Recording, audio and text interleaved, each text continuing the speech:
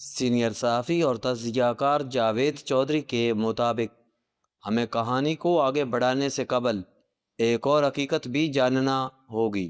2019 میں operation soft retard تک Pakistan air force کو بھارتی ایئر فورس پر سبقت حاصل تھی۔ انڈیا کے پاس 1970 کے معراج 2000 طیارے تھے، جبکہ پاکستان کے پاس F-16 طیارے تھے۔ پاکستان نے F-16 1983 میں حاصل کیے تھے اور یہ معراج کے مقابلے میں جدید اور تیز ترین تھے۔ تاہم امریکہ نے ہمیں یہ طیارے مغربی سرحدوں اور دہشت گردی کے خلاف کارروائیوں کے لیے دیے تھے۔ پاکستان انہیں بھارت کے ساتھ جنگ میں استعمال نہیں کر سکتا تھا۔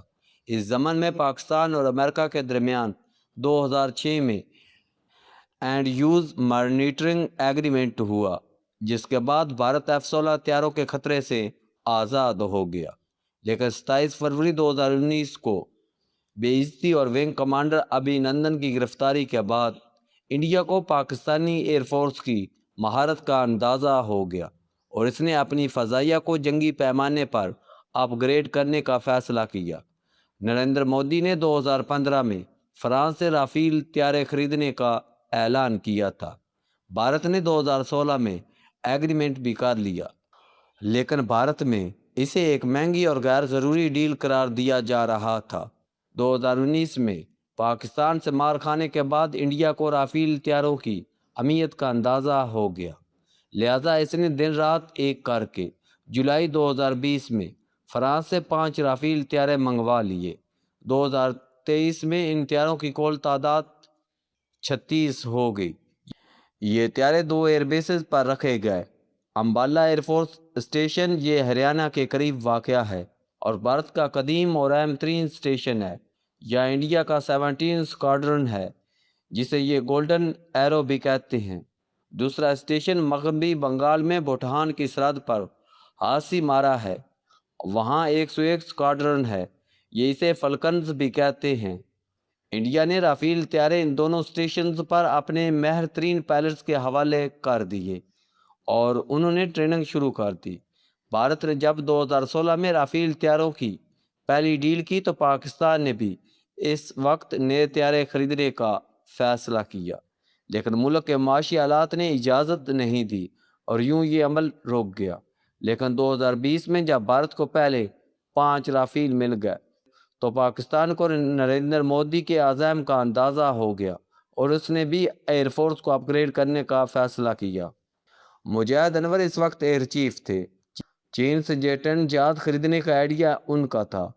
آپ یہاں ایک اور حقیقت بھی ملاحظہ کیجئے، بے شک چین ہمارا ہمالیہ سے بلند، سمندروں سے گہرا اور شہد سے میٹھا دوست ہے، لیکن یہ اس کے باوجود خوفناک حد تک کاروباری ملک بھی ہے۔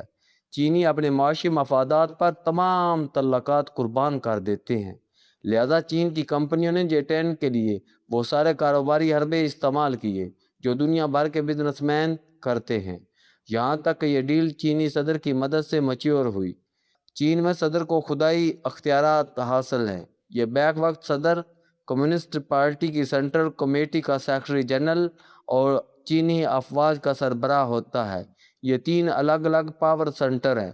پولیٹیکل پاور سینٹر میں کابینہ آتی ہے، وزیر اعظم سمیت پوری کابینہ صدر کے سامنے جواب دہ ہوتی ہے۔ دوسرا پاور سینٹر کمیونسٹ پارٹی ہے، اس کی سینٹرل کمیٹی پورے ملک کا سسٹم چلاتی ہے، جو جنرل سیکرٹری کو جواب دہ ہوتی ہے اور جنرل سیکرٹری عموماً صدر ہوتا ہے۔ یہ پاور سینٹر باقی دونوں سے زیادہ طاقتور ہوتا ہے۔ اور تیسرا پاور سینٹر افواج ہے۔ ملک کا دفاع 3 افواج بری، بحری اور فضائیہ کے ہاتھ میں ہے اور صدر ان تینوں کا کمانڈر ان چیف ہوتا ہے۔ تمام افواج اس کے سامنے جواب دہ ہوتی ہے۔ افواج کو ڈیل کرنے کے لیے صدر کے نیچے 2 نائب صدر ہوتے ہیں۔ ایک نائب صدر اختیاروں کو ڈیل کرتا ہے جبکہ دوسرا آپریشنلز کو دیکھتا ہے۔ وزیر دفاع، سیکرٹری دفاع اور تینوں افواج کے چیفز ان 2 نائب صدور کے ماتحت ہوتے ہیں۔ جنرل قمر جاوید باجوہ اور امجد انور کی سب سے پہلی چین کے نائب صدر کے ساتھ ملاقات ہوئی اور J-10 کی خریداری کا عمل شروع ہو گیا۔ یہ ایک طویل پروسیس تھا جو آخر میں صدر شی جن پنگ کے ساتھ ملاقات میں طے ہوا۔ تاہم J-10 پاکستان آنے سے قبل مجاہد انور کی مدت ختم ہو گئی اور ظہیر احمد بابر ایئر چیف بن گئے۔ ظہیر احمد بابر بھارت کے تبدیل ہوتے حالات پر نظر رکھ کر بیٹھے تھے۔ ان کا خیال تھا ہمارے پاس زیادہ وقت نہیں ہے۔ بھارت رافیل طیاروں کے بعد فضائی لحاظ سے مضبوط ہو چکا ہے۔ یہ دن رات اپنے پائلٹس کو ٹرین کر رہا ہے۔ جس دن ان کی ٹریننگ مکمل ہو جائے گی یہ اس دن پاکستان پر حملہ کر دے گا۔ دوسرا جنگیں اب گراؤنڈ سے فضا اور ہتھیاروں سے سائبر ٹیکنالوجی میں شفٹ ہو چکی ہیں۔ جو قوم سائبر اور فضا میں تکڑی ہوگی کامیاب صرف وہی ہوگی۔ لہٰذا انہوں نے دو کام کیے۔ یہ J-10 طیاروں کے پیچھے لگ گئے۔ یہ 19 مارچ 2021 کو چیف آف ایئر سٹاف بنے اور انہوں نے 11 مارچ 2022 کو صرف ایک سال میں J-10 کا پہلا بیچ حاصل کر لیا۔ کامرا میں تقریب ہوئی اور پاکستان J-10 کا مالک بن گیا۔ ہمیں یہ ماننا ہوگا J-10 کسی بھی طرح رافیل طیاروں کا مقابلہ نہیں کر سکتے تھے، لیکن یہ پاکستانی پائلٹس کا کمال تھا۔ انہوں نے ایک گمنام برانڈ کو دنیا کا بہترین طیارہ بنا دیا۔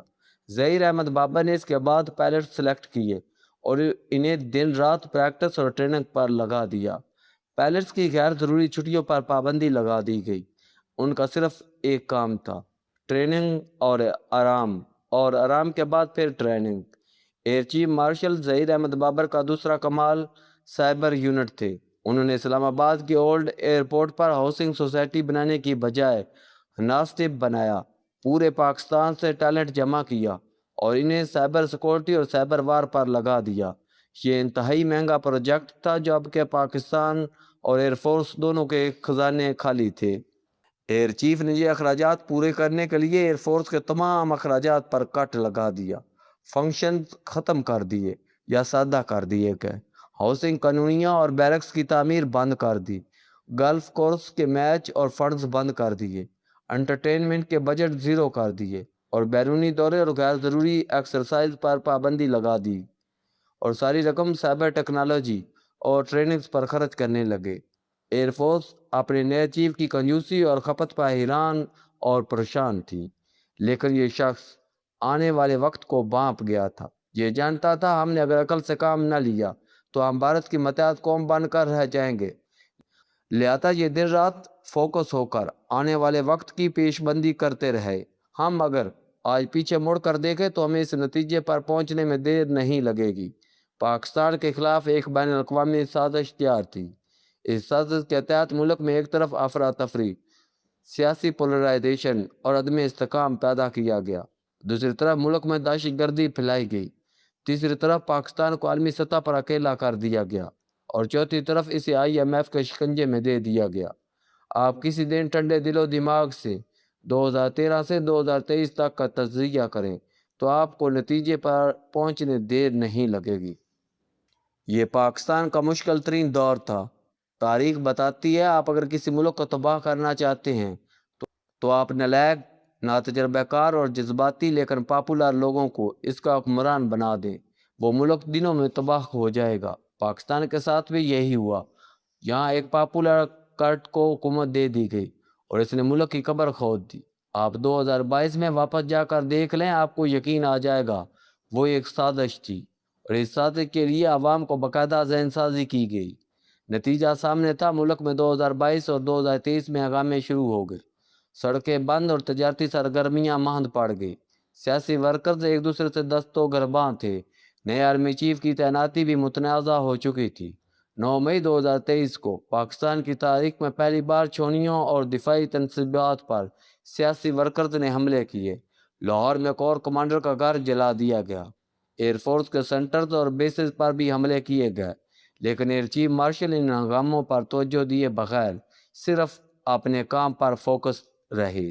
یہ شاید پاکستانی سسٹم کے پہلے شخص تھے جس نے پاکستان کے خلاف عالمی سازش کو بھانپ لیا تھا اور جو اپنے حلقے میں کھلے عام کہتے تھے، سر یہ طوفان اصل نہیں، اصل طوفان اس کے بعد آئے گا، ہمیں اس پر فوکس کرنا چاہیے، لیکن کسی نے ان کی بات پر توجہ نہیں دی۔ PAF کے سائبر یونٹ نے اس دوران کمال کر دیا۔ یہ انڈیا اور اسرائیل کے سسٹم میں گھس گیا اور وہاں ہونے والی تبدیلیاں اور وہاں ہونے والی تبدیلیاں نوٹ کرتا رہا۔ آپ شاید یہ جان کر حیران ہوں گے، ہمارے نوجوان بچوں نے بھارتی وزیر اعظم کے اکاؤنٹس تک ہیک کر لیے تھے۔ یہ بھارت کا بجلی کا نظام، ڈیمز کے سپل ویز، ایئر لائنز، دفاعی نظام، میزائل لانچر، حتیٰ کہ انڈین سیٹلائٹ تک ہیک کر چکے تھے۔ بہرحال قصہ مختصر، مارچ 2024 میں air chief marshal Zaheer Ahmed Babar کی مدت ملازمت ختم ہو گئی۔ یہ ریٹائرمنٹ کے قریب تھے۔ ان کو جنرل باجوہ اور جنرل فیاض حمید کا بینیفیشری سمجھا جاتا تھا۔ ان کے بھائی میجر قدیر جنرل فیاض حمید کے بیچ میٹ اور دوست تھے۔ یہ بھی حقیقت تھی، اگر جنرل فیاض حمید ایئر مارشل جواد سعید اور ایئر مارشل اسیف پراچو کو راستے سے نہ ہٹاتے اور اپنا وزن ظہیر احمد بابر کے پلڑے میں نہ ڈالتے تو یہ ایئر چیف نہیں بن سکتے تھے۔ وزیر اعظم عمران خان فیصل جوید کی وجہ سے اسیف پراچو کو ایئر چیف بنانا چاہتے تھے، لہذا انہیں جنرل فیاض گروپ سمجھا جاتا تھا، اور جنرل فیاض نے فیلڈ مارشل عاصم منیر کو چیف کے عہدے سے محروم رکھنے کے لیے ایڑی چوٹی کا زور لگایا تھا۔ یہ بھی ثابت ہو چکا تھا۔ 9 مئی 2023 کے فسادات میں جنرل فیاض حمید کا ہاتھ تھا، لہذا ظہیر احمد بابر کی ایکسٹینشن کا سوال ہی پیدا نہیں ہوتا تھا۔ لیکن آپ معجزہ دیکھیں، وزیر اعظم نے ایئر چیف مارشل کو ملازمت میں 1 سال کی ایکسٹینشن دے دی، جس کے بعد اب انہوں نے مارچ 2024 کی بجائے مارچ 2025 میں ریٹائرڈ ہونا تھا۔ یہ ایئر فورس میں ایکسٹینشن حاصل کرنے والے ایئر چیف مارشل انور شمیم کے بعد دوسرے ایئر چیف تھے۔ انور شمیم کو جنرل ضیاء الحق نے ایکسٹینشن دی تھی۔ یہ معاملہ اگر اس ایکسٹینشن تک رہتا تو بھی یہ بینان المرسوم سے پہلے ریٹائر ہو جاتے، اور یہ جنگ نئے ایئر چیف کو بریفنگ اور فول ٹیک اوور سے پہلے لڑنا پڑتی۔